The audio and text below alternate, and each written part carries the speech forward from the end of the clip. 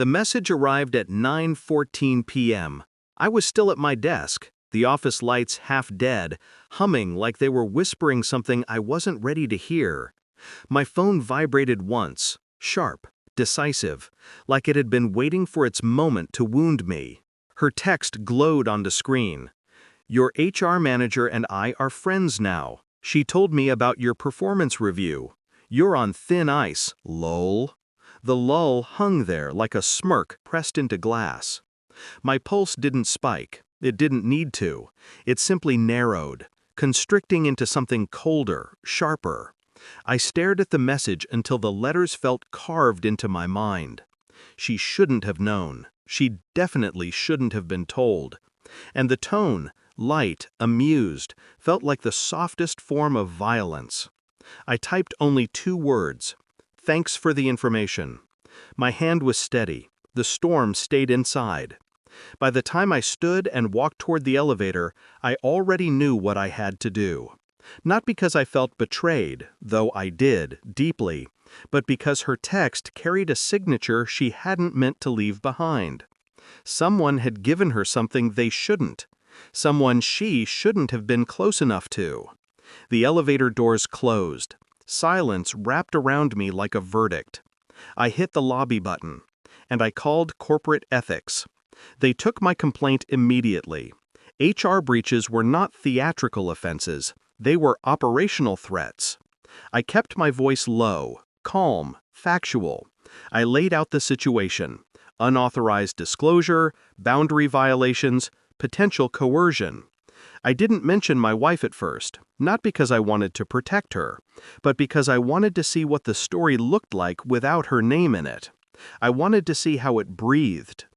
By the time I got home, she was on the couch, legs tucked under her, acting like the text had been a casual joke. She looked up at me with a brightness that felt rehearsed. "Rough day?" she asked. "Routine," I said.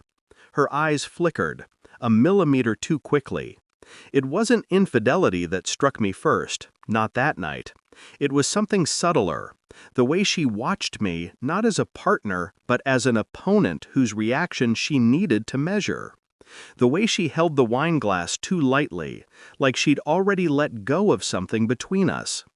I replayed the HR manager's voice in my head from earlier meetings, her tone whenever she mentioned friendly relationships, her vague references to off-hours conversations. Pieces clicked, slowly, quietly, dangerously. Not enough to speak, not enough to accuse, just enough to sit with her in the living room, answering her small talk with quiet nods, while something inside me began, methodically, silently, to break down every assumption I had about the woman in front of me. Her smile, her sudden interest in my work drama, the timing of her questions these past few weeks. Something was merging beneath the surface, something she thought I'd never see.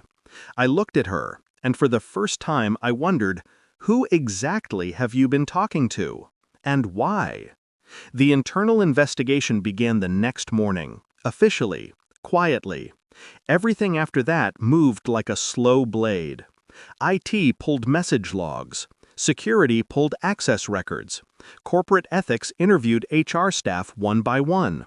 I kept my head down. I kept my tone neutral. I kept my face unreadable.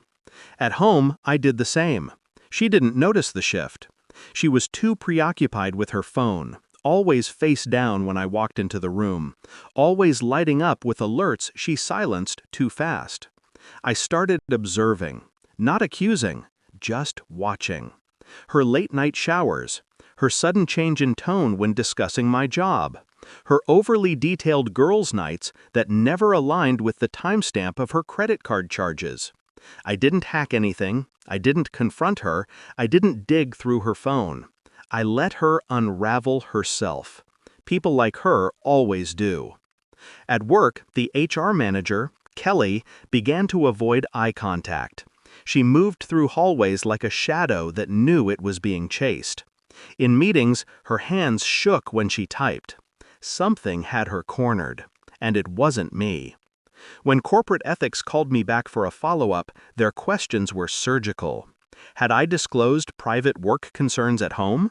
Did I feel pressured by anyone? Had I ever felt that HR behavior toward me was unusually personal? I answered each question quietly, accurately, and with a weight I knew they would detect. That night, I watched my wife sleep beside me, her breathing steady, peaceful, and wondered what kind of conversations she had with Kelly when she thought I'd never hear about them.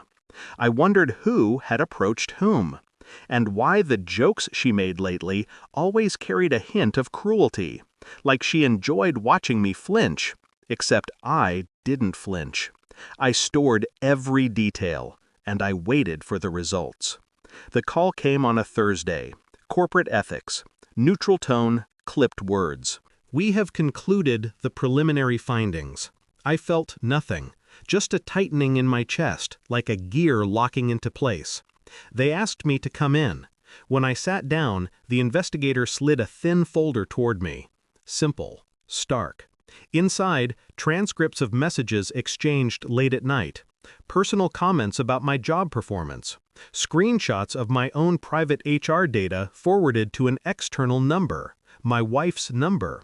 The messages weren't flirtatious. They were something worse. They were desperate. From Kelly, "Please stop. I can't do what you're asking. He'll notice. He's starting to ask questions." From my wife, "You owe me. Remember what I have on you." My pulse did nothing. It stayed cold. When I got home, she was in the kitchen, humming. I placed the folder on the table without a word. She looked at it, then at me, then back at it. Her face drained before she even opened it. Where did you get this?" she whispered. I didn't answer. She flipped through the pages, hands trembling, breath unsteady. Her entire world was cracking in real time, and I watched in silence. When she finally looked up, tears clinging to her lashes, she whispered, I can explain." "I already know," I said. My voice was calm, too calm. She reached for me. I stepped back. The distance hurt her more than any shouting ever could. "What do you want?" she asked, voice breaking. I set a single document in front of her, the formal notice that HR had filed against her, not me. Coercion, extortion, interference with corporate governance. Her knees buckled. She sat heavily, as if gravity had chosen her specifically to punish. "They know everything?" she asked. "They know enough." She sobbed into her hands, not for me, not for what she'd done, but for herself, for the consequences she never imagined would find her. I watched her crumble, quietly, without triumph, just clarity. The house feels different now, quieter, cleaner, honest, in a way it hasn't been for a long time. She moved out 2 days ago, left a note, didn't sign it. I didn't read it. HR has removed Kelly from her role. Ethics will handle the rest. I play no part in their decisions anymore. I don't need to. My hands are steady again. The storm inside me has burned down to embers, cold, controlled, precise. Tonight, I sit alone in the living room, listening to nothing, feeling nothing, thinking about nothing except the moment her text lit up my phone, the moment she revealed who she had always been, a betrayer searching for a weapon. She just didn't expect I'd become the one holding the blade. I turn off the lights, walk upstairs, and leave the last pieces of her behind, because the truth has weight, and I don't carry what doesn't belong to me anymore. Some endings don't echo, they simply stop, the moment you choose not to look back.